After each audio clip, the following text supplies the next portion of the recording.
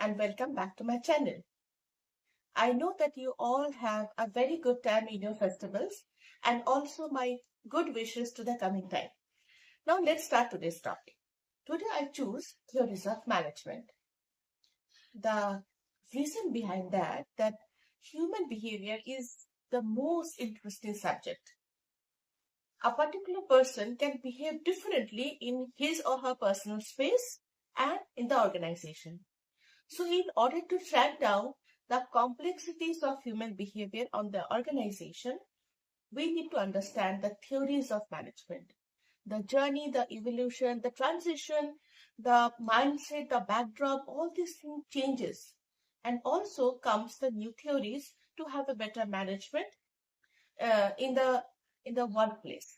That's why theories of management have a very important role in the management syllabus. Those who are studying MBA, obviously you all have theories of management in your first semester.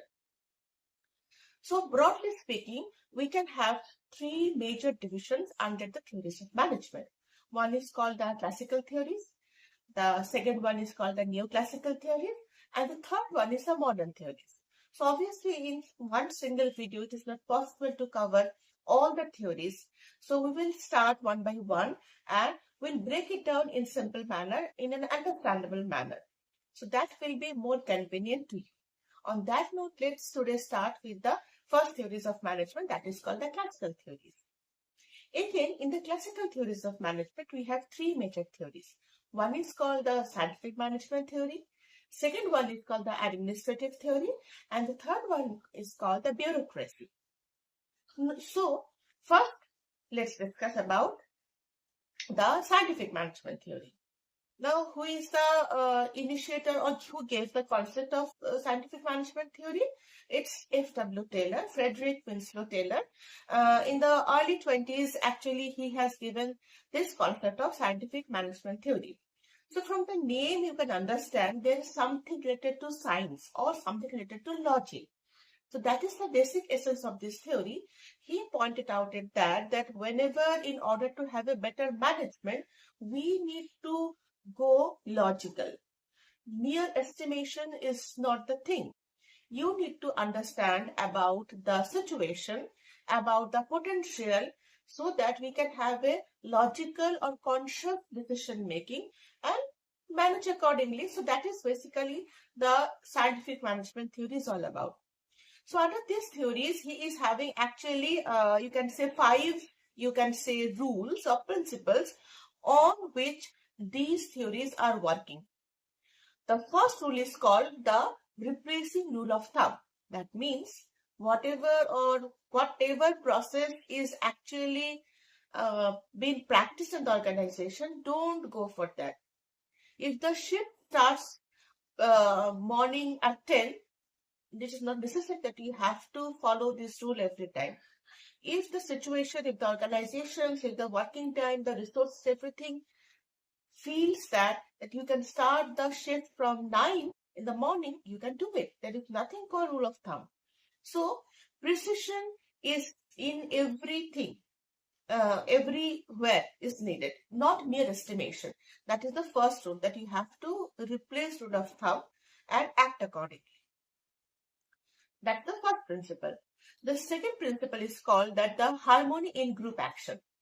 Most interestingly, it's the first time the Taylor actually focused about the harmonious job, that is mutuality. If we are working in an organization, obviously we are part of different groups, different subgroups. That may be a group of labor, group of managers, maybe group of, you can say, the formal leaders or informal group. But we are a part of group, and whenever we are working, obviously it's a formal setup. So whenever we are working, there should be harmony in action, harmony in nature. So that means mutuality is needed. That is the second principle. Now comes the third one. Third one talks about the, you can say, extension of harmony, that is called cooperation. You have to be cooperative with your teammate, with your group mate, so that every project, every assignment, every work will be going as smoothly as possible. So coordination is the third principle. Fourth one is called about the maximum output. That means you have to engage all the resources, maybe your machines, maybe your manpower, to the fullest extent possible so that you can have the maximum output out of them. According to him, actually drawing a fixed output is not the thing. It is not essential to have the better management. In order to have a better management, you should maximize the output so that you have an increasing rate of production or increasing rate of output. That was the fourth principle.